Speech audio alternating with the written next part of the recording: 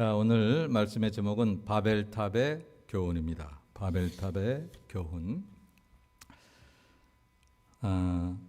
이제 오늘은 창세기 강의 23번째 시간인데 오늘 바벨탑 이야기를 함으로써 창세기 1장부터 11장까지의 얘기를 마치게 됩니다.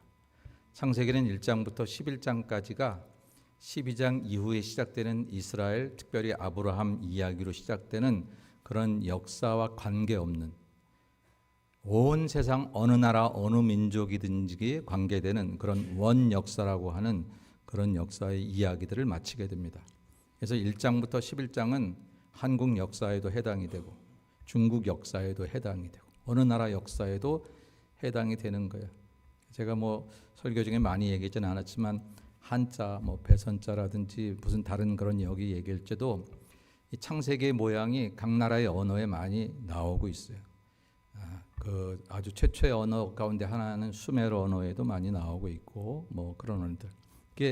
이 창세기 1장부터 11장까지 오늘 이제 하는 이 바벨탑 얘기까지는 세계 모든 나라들에 해당되는 그런 이야기의 이제 소스가 되고 그 미닝이 나오는 그런 이야기인데 오늘 이제 바벨탑 이야기를 마침으로 그 얘기를 마치고 다음 주부터는 하나님께서 아브라함이라고는 한 인물을 통해서 이스라엘 역사를 진행하시고 믿음의 역사를 진행하시는 이야기를 조금 더 이제 템포가 빠르게 그렇게 진행해 나가도록 하겠습니다. 지난주 우리는 노아의 세 아들 누구죠? 셈, 함, 야벳. 셈, 함, 야벳을 통해서 쭉 민족이 이제 이루어졌음을 이야기했습니다. 그래서 이제 새 출발하는 거거든요.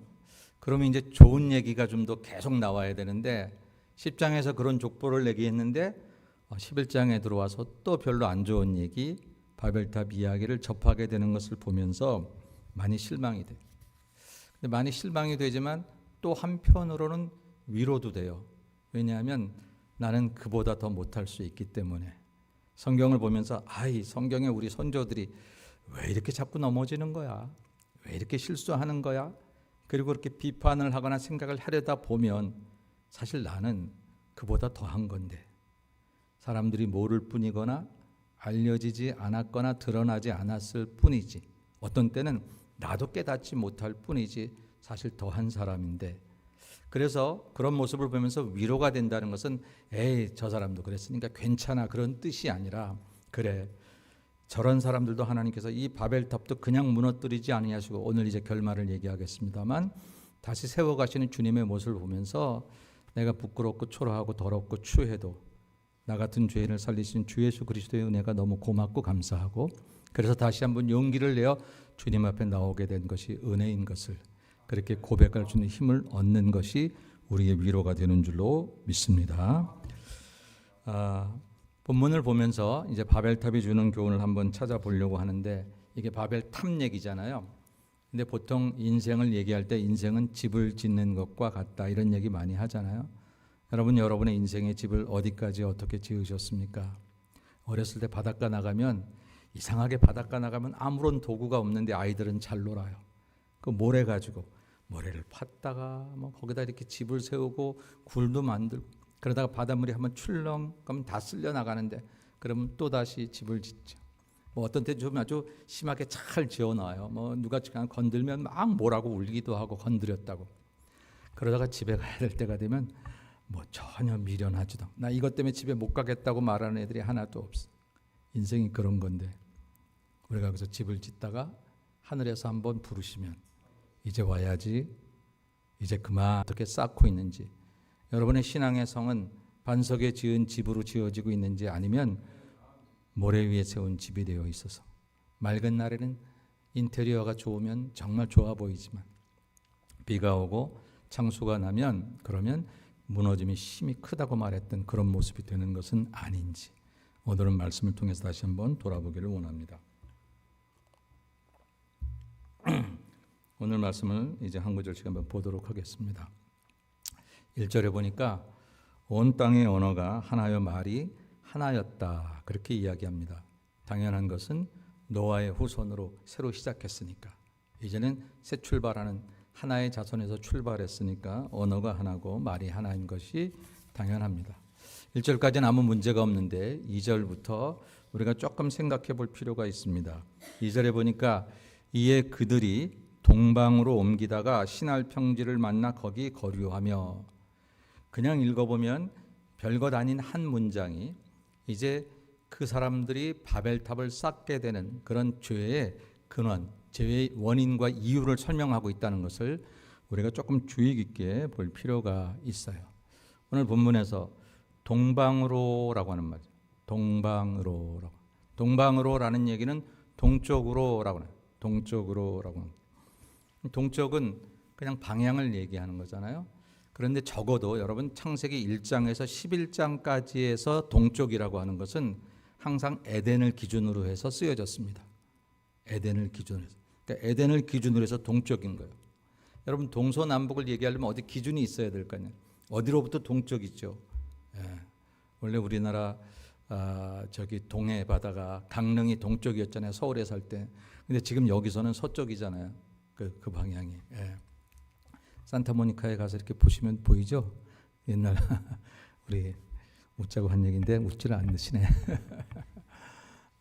그러니까 어디가 기준에 따라서 이게 동쪽이 되든지 서쪽이 되는 건데, 창세기 1장부터 11장까지의 동쪽, 동방 이런 표현들은 전부 다 에덴을 기준으로 해서 나오는 얘기예요. 그러니까 에덴은 어디입니까?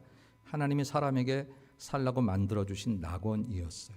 하나님이 계신 곳이고 하나님이 가장 좋은 곳으로 만들어주신 것이었어요.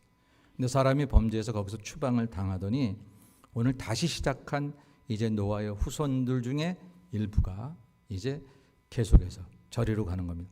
동쪽으로 가는 거예요. 그 얘기는 뭐예요? 점점 하나님께 멀어진다는 거예요. 에덴으로부터 해서 점점 멀어지고 있다는 거예요. 옮기다가 그랬어요.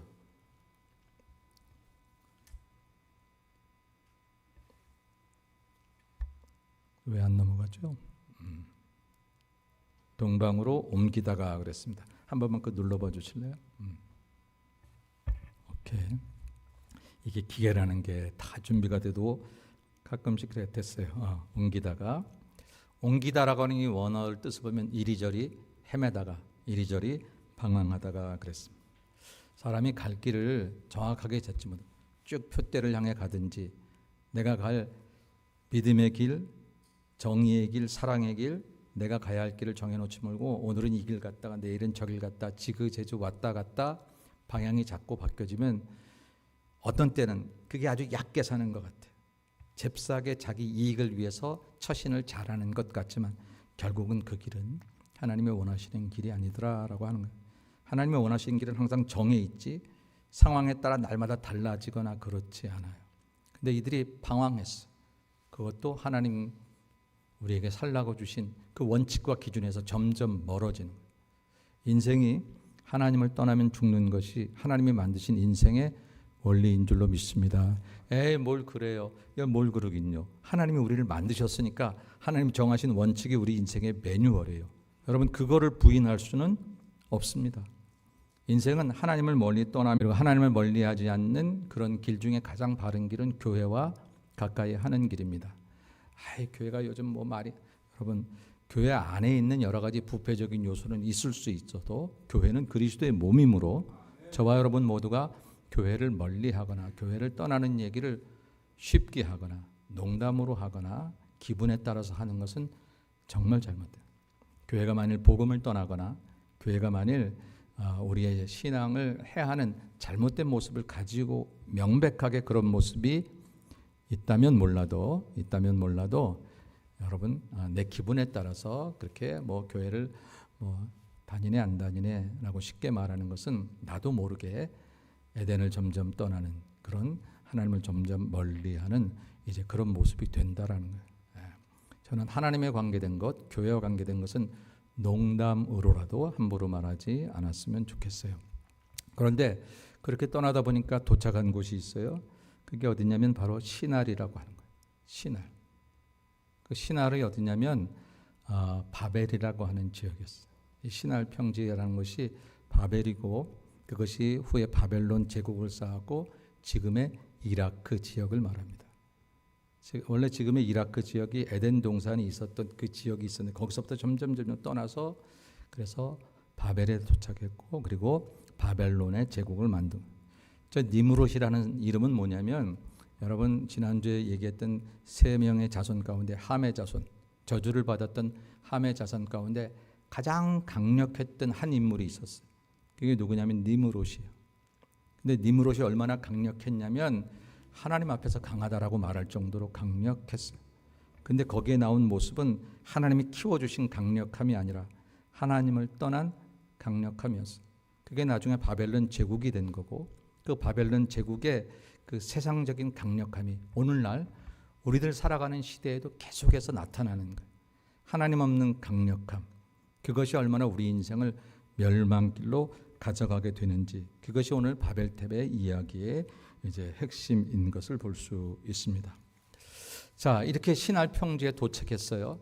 그 신할 평지에 도착하고 나니까 그들이 거기서 이런 일을 하게 됩니다. 서로 말하되 자 벽돌을 만들어 견고히 굽자 하고 이에 벽돌로 돌을 대신하여 역청으로 진흙을 대신하고.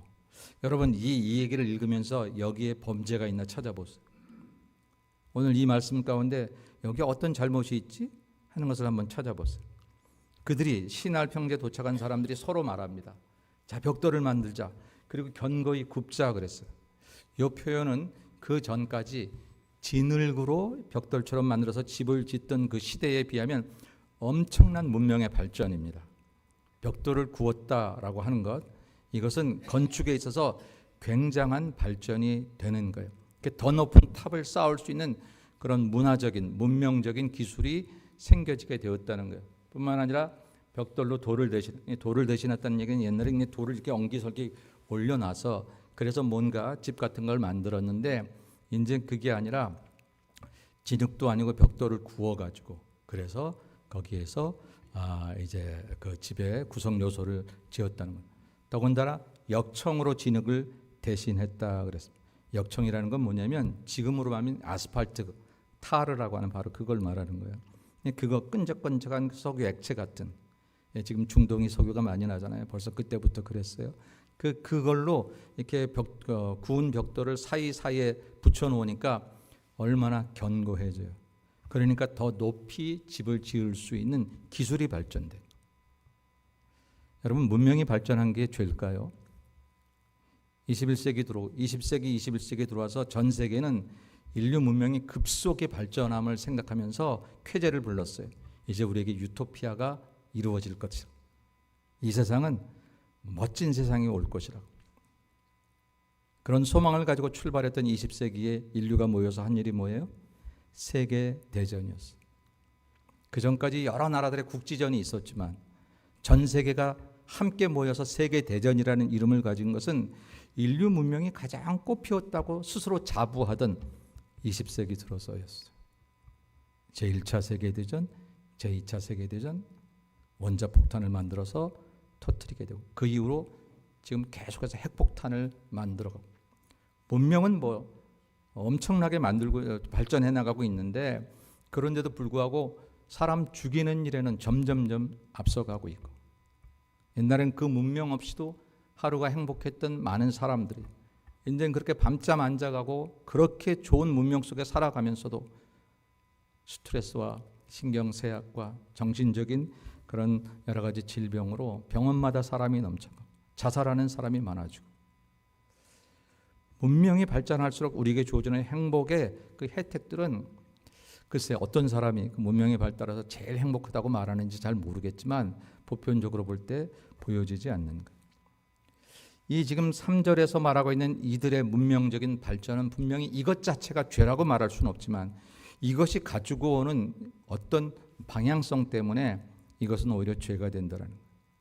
컴퓨터가 무슨 죄이겠습니까만 스마트폰이 무슨 죄이겠습니까만 그 스마트폰이 나에게서 하나님을 뺏어갈 수도 있다는 것. 이미 우리는 예배의 자리를 영상에 많이 빼앗겼습니다. 코로나 때문에 어쩔 수 없어서 그렇게 시작이 됐는데 그럼에도 불구하고 어떤 이들은 여전히 그것을 빼앗긴 것을 복구하지 못하고 있어요. 그러면서 한편으로는 이렇게라도 하는 게 어디야 라고 생각하지만 그것은 결코 우리가 차지해야 될 본래의 자리는 아니라고 하는 거죠. 자, 신할 평지에 가서 이렇게 문명의 발전을 만졌던 이 사람들이 또 이렇게 말합니다. 또 말하되 자 성읍과 탑을 건설하여 그 탑 꼭대기를 하늘에 닿게 하여 우리 이름을 내고 온 지면에 흩어짐을 면하자 하였더니. 여러분 4절이 문제예요. 3절의 문명의 발전은 문제가 아니었는데 그 문명의 방향이 어디냐, 그 문명의 목적이 무엇이냐에 따라서 사람은 죄를 지을 수 있는 바벨탑을 쌓을 수 있게 됐다라는 거예요. 그 지향점이 어디를 향하고 있느냐에 따라서 달라진다라는 것이죠. 오늘 바벨탑의 목적은 그것을 쌓는 사람들 자신들이었어요. 이것을 통해서 하나님께 영광 돌리려고 하는 것이 아니었어요. 내가 이 돈을 벌어서 하나님께 영광을 돌리려고 하는 것이 아니었어요. 그냥 내가 이것을 통해서 얼마나 행복해질 수 있는지를 확인해 보고 싶은 것이었어요. 이것을 배워서 하나님께 영광을 돌리려고 하는 것이 아니라 이것을 배워서 내가 얼마나 똑똑한지 사람들에게 인정받고 싶은 욕구였어요. 오늘날 많은 현대 크리스천들도 그렇게 말하지는 않지만 입으로는 나 하나님께 영광을 돌린다고 말하기는 하겠지만 그럼에도 불구하고 그 방향성이 정확히 하나님의 영광을 위해서 하는 것이라. 만약 하나님께서 야 그거 필요 없어 지금 다 내려놔 그러면 당장이라도 바울처럼 배설물처럼 여길 수 있는 믿음의 순수성보다는 아이고 하나님 내가 이거를 해야 당신이 영광을 받으시죠. 왜 이렇게 못 알아들으세요? 그러니까 나를 축복해 주셔야 돼요 라고 하나님을 끝까지 자기식으로 설득하고 싶은 내 마음대로시기에 크리스천들이 많다는 사실에 우리는 혹시 우리 자신들이 그러고 있지는 않은가를 돌아봐야 할 것입니다. 오늘 본문에서 이들의 지향점이 잘못된 것은 뭐냐면 이 탑을 하늘에 닿게 하겠다라고 합니다. 실제로 여러분 많은 사람들이 이제 고고학자들이 이 탑이 얼마나 높았을까 바벨탑이 학자마다 다 다르기 때문에 정확한 자료는 없어요. 근데 기껏 쌓아도 100m도 안 됐을 거라고 하는 거죠. 요즘에 뭐 제일 높은 탑이 어디예요? 저 두바이의 그 무슨 빌딩이죠? 두바이에 있는 무슨 한국의 롯데월드인가요? 롯데월드. 그 탑도 굉장히 높은 탑이지만 두바이에 있는 탑이 뭐 800몇 미터인가 뭐 그렇대요. 그거에 비하면 사실 바벨탑도 아무것도 아니지만 그러나 그래봤자 이게 뭐 얼마나 높으냐고요. 근데 하늘에 닿게 하여 그런 욕심을 가지고 있다는 거예요. 물론 당시로 보면 대단하게 놀라운 일일 것입니다. 그저 흙으로 조금 높이 쌓던 자들이 벽돌을 구워가지고 역청을 발라서 세우면서 100m라고 치십시다. 그렇게 높이 올라가는 그 탑을 봤을 때 얼마나 잘못된 자부심이 들어갔을까. 그거 배웠다고 얼마나 배우지 못한 사람을 무시하는 자부심이 우리 안에 바벨탑처럼 올라가는지. 그거 좀 가졌다고. 그거 못 가진 사람들이 인생의 실패자도 아닌데 내가 가진 것 좀 못 가진 사람을 향해서 얼마나 우습게 여겼든지. 그런 바벨탑들이 우리가 얼마나 지금 많이 쌓고 있는지를 모른다는. 우리 조상이 지금 그렇게를 했던 거예요. 인간의 교만과 인간의 문명이 하나님을 향하지 않을 때 그럴 때 저렇게 어리석은 것, 저 정도 쌓아놓고도 뭐 대단하게 한 것처럼 그런다라고 하는 거죠. 뿐만 아니라 그들이 그 목적 자체가 우리의 이름을 내는 거였다라는 거죠. 사람은요 자기 이름을 내고 싶어 해요. 자기 이름을 내고 싶어. 우리 한국 사람들이 이렇게 산에 같은 데 가보면 꼭 이렇게 그 단단한 바위에다 어떻게 그걸 새겨놓는지 몰라요. 자기 이름을 새겨놓고 뭐 성지순례 가면 요즘에는 저 이집트에 그때 문제가 많은 이유로 성지순례도 이집트를 향해서 못 가서 시내산을 잘 못 가는 모양인데 그 시내산에 올라가면 거기다 뭐 한글로 자기 이름 기록해 놓은 경우들이 많이 있다고 그러더라고요. 저도 그 시내산은 못 가봤습니다. 근데요 성경은 우리 이름을 거기다 기록하라고 한 게 아니라 누구의 이름을? 하나님의 이름을. 오늘 우리 찬양할 때 모든 이름 위에 뛰어난 이름 누구? 예수는 주, 예수는 그리스도. 우리가 그 이름 위에 살아야 되는 거죠. 솔로몬이 성전을 그렇게 아름답게 지어놓고 세상 사람들이 지은 건물이라면 거기 현관에 딱 자기 이름 솔로몬 그리고 우리 아버지가 다윗이 다 준비해 줬으니까 다윗 두 사람 이름 딱 박아놔도 누구도 그것에 대해서 뭐라 하지 않았을 텐데 자기 이름 안 박았어. 아버지 이름도 안 박았어. 그리고 오히려 야긴과 보아스 하나님이 그의 능력으로 하나님이 하셨다.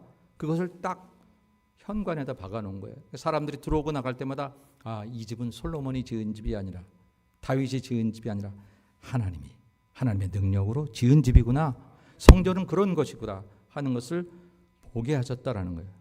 이스라엘 백성들은 중요한 그런 순간순간마다 탑을 세우거나 돌을 세워서 거기에 기념을 하는데 거기에 절대 사람의 이름을 기록하거나 선지자의 이름을 기록함이 아니라 하나님의 역사를 기록합니다.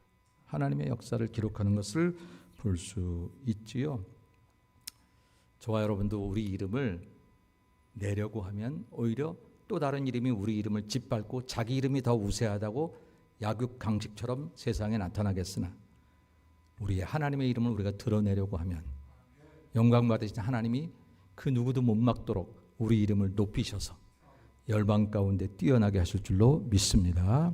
이게 성서적인 이름 내는 방법이죠. 그런데 이 사람들이 하늘에 닿게 하여 우리 이름을 내고 흩어짐을 면하도록 그렇게 바벨탑을 쌓았다라는 거예요. 여러분, 왜 이 사람들은 흩어지지 않으려고 했을까요? 그리고 흩어지지 않으려고 하는 것이 도대체 뭐가 그렇게 잘못이라고 하나님은 이들을 책망하셨을까요? 이것은 창조시에 하나님께서 사람에게 주신 축복이 뭐냐면 또 다른 생물과도 주셨지만 생육하고 번성하고 땅에 충만하라 그랬어요. 충만이 뭐예요? 가득하고 흩어지라는 얘기였어요. 니네끼만 여기 살지 말고 복음 들고 흩어져, 그거였어요. 그 말씀을 노아에게 다시 주셨어요. 다시 출발하는 노아에게 생육하고 번성하고 땅에 충만하라 그랬어요. 근데 이 함의 자손들 중 특별히 이 사람들이 이 바벨 한 곳에 모이기를 작정했어요.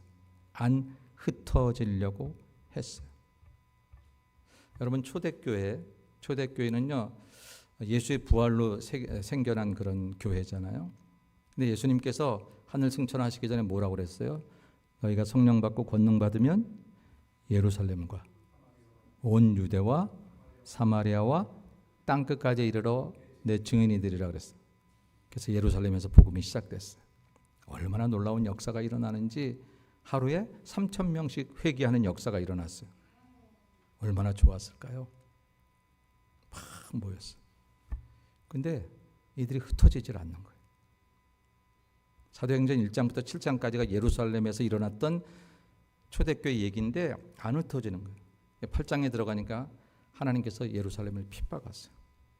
초대교회를 핍박하셨어요. 나중에 성경 찾아보세요. 제가 오늘 여기다 그 본문을 넣지 않았지만 사도행전 8장에 보니까 핍박을 받아 흩어짐에 복음이 전파되더라 그랬어요. 흩어지기를 원하셨어요. 지금 여기서 흩어짐을 면하자라고 하는 것은 단순히 모였냐 안 모였냐 뜻이 아니라 하나님의 뜻을 거역했다는 거예요. 저버렸다라는 거예요. 저와 여러분의 인생이 성공하느냐 성공하지 않느냐가 우리 인생의 제일 중요한 목표가 아니라 내가 하나님의 뜻대로 내 인생 한평생 나그네와 같은 삶을 살다 갈 것인가, 아니면 하나님의 뜻은 접어두고 나는 성공이라는 목표를 위해서 내가 정한 그 어떤 꼭지점을 위해서 내가 달려갈 것인가, 그게 목표가 되면 안 된다라는 거예요. 내 생각에 뜻대로 사는 길이 내가 원하는 번영과 번성과 어떤 축복과 좀 다른 것 같아도 하나님이 하라고 하신 것, 오늘 여기에서 내용은 흩어지라고 하는 것, 땅에 충만하라고 하신 것, 그것이 아닌 것 같아도 그것을 위해 살아야 하는데 그러지 않겠다고. 우리 흩어짐을 면하자. 하나님의 이름이 아니라 우리의 이름을 내고 우리끼리 똘똘 뭉쳐. 그래서 사실 본문을 잘 읽어보면 또 말하되 그랬죠. 그 전에 서로 말하되 자기끼리 자꾸 그렇게 이야기를 하는 거예요.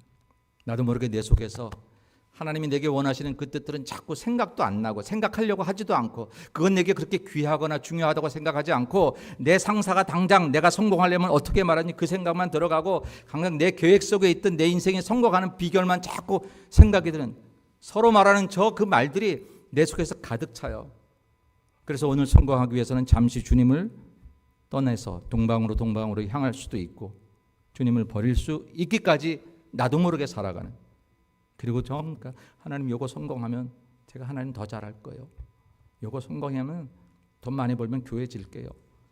우리 그렇게 말도 안 되는 헛된 약속들을 이야기할 때가 많다라고 하는 거예요. 이게 지금 동방으로 향해 갔던 하나님을 멀리 떠났던 사람들이 바벨탑을 쌓게 되는 모습이었어요. 바벨탑의 모습을 학자들이, 성경학자들이, 고고학자들이 뭐 여러 가지로 얘기해 봅니다. 다 그려보고 나름대로 이렇게 컴퓨터 그래픽으로 해보고 그럽니다. 뭐 이런 거예요. 여러분 보시기 우습죠. 근데 옛날에는 멋있어요. 옛날에는요, 이게 얼마나 높았을까 이 시대 사람에게는. 근데 그 시대 사람에게 아무리 아니 지금 시대에 아까 얘기했던 두바이의 그 무슨 빌딩입니까? 그런 빌딩보다 더한 것이 나온다고 할지라도 하늘 아래 메이로다, 아무것도 아닌 거라고 하는 거예요. 인류가 뭐 우주선 타고 달나라를 왔다 갔다 하고 뭐 우주 공간을 왔다 갔다 해봤자 여러분 많이 들으셨잖아요. 이 태양계라고 하는 것이 이 우주 공간의 얼마나 작은 일부분인지, 거기서도 지구라고 하는 것이 얼마나 작은 부분인지, 그 지구에서도 우리는 여기 LA 바닥에 있으면 서울에 있지 못하고 LA에 있으면 저기 뭐 아프리카에 있지 못하고 그렇게 제한된 그런 공간 속에, 시간 속에 살아가는 우리들이 뭐 하늘을 다 가진 것처럼, 혼자 하나님 된 것처럼 하늘에 닿게 해서 내 이름을 내자고 살아가는 그 삶의 모습들이 얼마나 우스운 것이냐라고 하는 것. 바벨탑은 지금 그렇게 살아가는 사람들의 모습을 이야기하고 있다라는 거예요. 자, 그럼 이에 대해서 하나님은 어떻게 하셨습니까? 하나님이 하신 얘기를 성경을 통해서 계속 봅니다. 여호와께서 사람들이 건설하는 그 성과 탑을 보려고 내려오셨더라. 하나님이 저 하늘에서 안 보여가지고 잘 몰라서 내려오셨다는 뜻이 아니라 하나님이 집중적으로 이 일을 다루기 시작하셨다는 표현들이 바로 이렇게 표현되고 있는 것입니다. 여호와께서 이르시되 이 무리가 한 족속이여 언어도 하나이므로 이같이 시작하였으니 이후로는 그 하고자 하는 일을 막을 수 없으리로다. 이들의 모의가 점점 심해지니까 하나님께서 방법을 내리십니다. 자, 우리가 내려가서 거기서 그들의 언어를 혼잡하게 하여 그들이 서로 알아듣지 못하게 하자 하시고, 자, 우리가 여러분 창세기 1장에서도 하나님이 세상을 창조하실 때 우리가 하나님의 형상대로 우리가 삼위일체를 얘기하는 그런 언어의 표현법들이죠. 8절에 보니까 또 여호와께서 거기서 그들을 온 지면에 흩으셨으므로 그들이 그 도시를 건설하기를 그쳤더라. 그러니까 언어 혼잡을 통해서 그것을 못하게 하겠다라고 해요. 방법은 언어 혼잡이었어요. 결과는 뭐냐면 그들이 그 도시를 건설하기를 그쳤다라는 거예요. 이게 바벨탑을 쌓는 사람들의 입장에서 보면 저주고 멸망이고, 오늘날 우리들이 교회를 다니고 믿음으로 산다고 하면서도 세상적인 가치관을 갖지 못한 사람은 내가 왜 교회를 다녀도 이렇게 내가 왜 사업이 별로 잘 안 되냐, 내 인생에 성공이 안 되느냐, 그래서 마치 실패한 사람처럼 여겨지지만 사실은 이 모습은 하나님 편에서 보면 축복이에요. 하나님의 축복이었다. 그 도시를 건설하는 게, 내가 그 잘못된 성공을 향해서 달려가는 것을 누군가 내게 브레이크를 걸어줄 수 있다면 얼마나 축복입니까? 나 혼자라 지금 이 브레이크가 안 드는데, 내 가치관과 내 생각으로는 그게 끊어지지 않는데 하나님이 끊어주신다면 얼마나 감사한가. 가끔 죄를 지은 사람들이 인터뷰를 통해서 이것을 드러나게 해주셔서 감사하다고, 내가 잡히게 돼서 마음이 더 속이 후련하다고 그러는 인터뷰를 가끔 보잖아요. 혼자 어떻게 못하는 거, 하나님이 막아주신 게 얼마나 고마운지. 때를 따라 우리가 고통과 어려움이 있을 때 모든 게 그 원인은 아니지만 만약 하나님이 막으신 것 같으면 여러분 그 막으심에 하나님의 깊은 섭리와 배려와 새로운 계획이 있는 줄로 믿으시기를 축원합니다. 어떤 때는 그 막으심이, 그 거절이 우리에게 은혜가 될 때가 있다라는. 결과로 이제 9절에 보니까 그러므로 그 이름을 바벨이라 하니 이는 여호와께서 거기서 온 땅의 언어를 혼잡하게 하셨음이라. 여호와께서 거기서 그들을 온 지면에 흩으셨다. 거기를 바벨이라 했다. 그렇게 성경은 이야기를 하고 있습니다. 바벨의 뜻은 혼돈, 혼잡, confusion이라고 하는 그런 단어입니다. 그런데 여러분 이게 뭐예요? 이렇게 돼서 이 혼돈을 통해서 어떤 일이 지금 그 사람들이 일어났어요? 불통이 된 거예요. 소통이 이루어지지 않은 거예요. 언어가 바뀌어도 요즘에는 뭐 여러 가지, 지금은 번역기를 가지고 있으니까 또 언어를 잘하는 사람은 몇 개국어를 하면서 소통할 수 있죠. 근데 이 사람들이 하나의 언어를 쓰다가 갑자기 언어가 달라지니까 불통하게 되었다라고 하는 것입니다. 바벨이 가져다주는 결과가 불통이라면 오늘날 우리에게 이 불통의 결과들이 얼마나 많은지 몰라요. 언어를 달리 써서가 아니라 같은 한국말을 쓰고 있는 한국인들끼리도 한국말을 서로 주고받는데 같은 얘기를 하고 있는데 야 도무지 이 사람 얘기가 안 되네. 당신하고는 말이 안 되네. 소통이 안 되네. 그런 경우가 얼마나 많아요. 부부간에도 똑같은 얘기를 하고 하나의 사건을 가지고 얘기하면서도 얼마나 언어가 달라서 소통이 안 될 뿐만 아니라 같은 언어를 쓰고 같은 사건을 얘기해도 소통이 안 될 때가 얼마나 많습니다. 바벨이 주는 가장 큰 아픔의 결과는 뭐냐면 불통이에요. 현대 시대가 불통입니다. 어떤 불통? 하나님과의 불통을 우리에게 이야기해 주고 있어요. 여러분 아직 나오면 안 되는 건데 벌써 나왔네요. 하나님과의 불통을 여러분 정말 두려워하셔야 됩니다. 교회는 조금 안 나가도 예배는 좀 나중에 다음 주도 또 있는데 그건 나도 모르는 불통이거든요.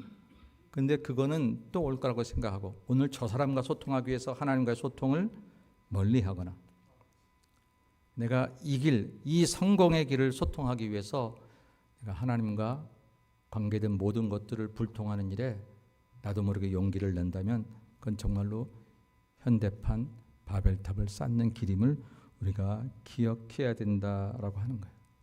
근데 오늘 바벨탑 이야기는 여기까지 끝나는 거예요. 그냥 온 지면에 흩으셨더라라고 끝나는 거예요. 아까 얘기했습니다. 흩으심은 원래 하나님의 목적이었으니까 이 사람들은 그렇게 느껴지지 않겠지만 하나님 편에서 보면 이제 이들을 좀 정리하고 계신 거죠. 근데 이 이야기의 결론이 신약에서 새롭게 주어집니다. 신약에서 어떻게 나오냐면 오순절 마가의 다락방에 성령의 소통하심을 통해서 우리에게 보여줍니다. 사도행전 2장 4절에 보면 그들이 다 성령의 충만함을 받고 성령의 말하게 하심을 따라 다른 언어들로 말하기를 시작합니다. 같은 언어를 쓴 게 아니에요. 다 다른 언어들로 말하기를 시작했습니다. 오순절을 지키기 위해서 각처에서 온 유대인들 중에 세계 각처에서 디아스포라로 흩어져 살던 사람들이 모였어요. 근데 마가의 다락방에는 본토 유대인들, 거의 유대를 떠나지 않던 사람들이 모였어요. 근데 그들이 다른 언어들로 말하기를 시작했다. 학자들이 실제로 120명이 각자 다 한 15개 지역의 나라들이 나오는데 그 나라의 언어를 나누어서 10명은 이 나라 메대의 언어, 10명은 뭐 바사의 언어 그걸 썼을까? 그렇게 생각하는 사람도 있고 또 한 사람의 부류는 다 히브리 방언을 얘기하고 있는데 다 본토 이야기를 하는데 각 나라 방언으로 들렸다는 거예요. 각 나라에서 온 사람들이. 다른 언어들로 말하기를 시작했는데 우리가 우리 각 사람이 난 곳 방언으로 듣게 되는 것이 어찌 됨이냐라는 거예요. 놀라운 소통이 이루어지고 있는 거예요. 사도행전 교회가 시작할 때 이 소통의 역사는 하나님이 성령 안에서 역사하는 새로운 복음의 언어를 우리에게 이야기해 주고 있는 것입니다. 오늘 성령을 통해서 우리에게 주어지는 복음의 언어, 그건 뭡니까? 그게 바로 진정한 소통이다라고 하는 거예요. 저와 여러분이 성령으로 인한 신앙의 언어를 할 줄 알아야 돼요.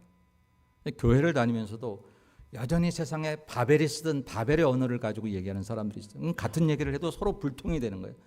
무슨 소리인지 못 알아듣는 거예요. 교회를 다니는데 하나님의 언어를 쓰지 않고 복음의 언어로 바뀌어지지 않고 성령 받은 언어를 쓰지 않고 여전히 세상에서 내가 중심되어 나의 이름을 내기 위해서 하나님이 도구로 나를 그렇게 밀어준다면 아라비안 나이트의 지니처럼 주인님 하고 나를 도와줄 그 어떤 도구로 하나님을 사용하는 것이라고 하면 그건 교회의 언어, 천국의 언어를 쓰는 것이 아니고 그러나 오늘 우리가 예수 믿고 성령 받아서 이제 내 인생의 주인이 하나님이시고 내 이름이 아니라 하나님의 이름을 내는 것이 내 영광의 내 삶의 목표가 되어서 내가 공부하는 것도 돈을 버는 것도 내가 살아가는 모든 것도 그것을 통해서 하나님의 영광을 받으시고 이 세상을 이롭게 하고 나를 통하여 이 땅에 그리스도의 계절이 오게 하는 놀라운 그런 목적을 가지고 살아가는 사람들에게는 언어가 바뀐다는 거예요. 복음의 언어로 바뀌면 언어 때문에 소통이 안 되거나 정서 때문에 소통이 안 되거나 이해가 일이 없고 교회 안에서 서로 같은 얘기를 하는데 서로 마음과 마음이 오고 가고 천국과 같은 그런 마음들이 오고 가는 것을 본다라는 거예요. 가끔 식당에서 이렇게 밥을 먹고 우리 예배를 드리고 친교실에서 밥을 먹는데 자기 목소리가 높아지는 사람들이 있어요. 나를 주장하고 싶어. 내 소리를 알아달라고.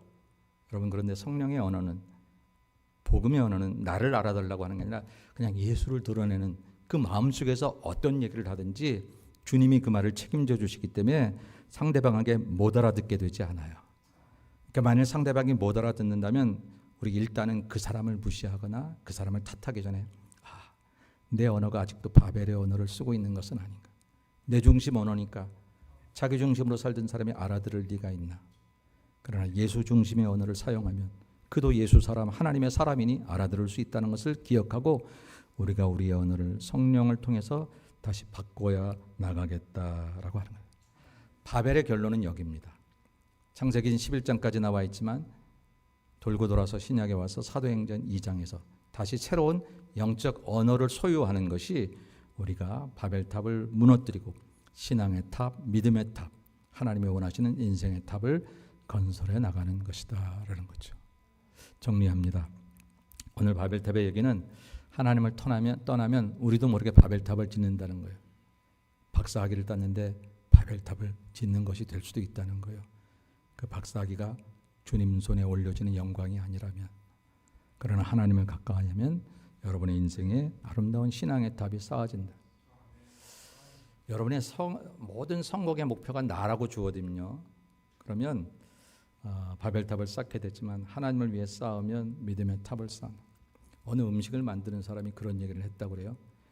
돈을 벌기 위해 이 음식을 만들면 나도 지치고 먹는 사람도 참맛을 모르지만 먹는 사람에게 가장 좋은 음식을 위해서 음식을 짓는다면 이 음식은 그에게 선물이 될 것이고 나에게는 기쁨이 될 것이다 라고 하는 거예요. 엄마의 마음이 그렇잖아요.